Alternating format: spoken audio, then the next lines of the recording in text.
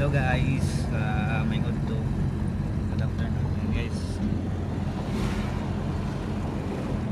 Dan kami pa, punta tayo sa bukid ngayon guys.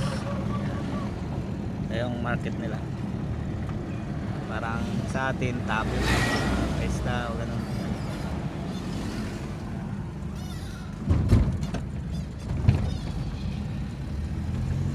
Dito tayo sa tulay nila guys.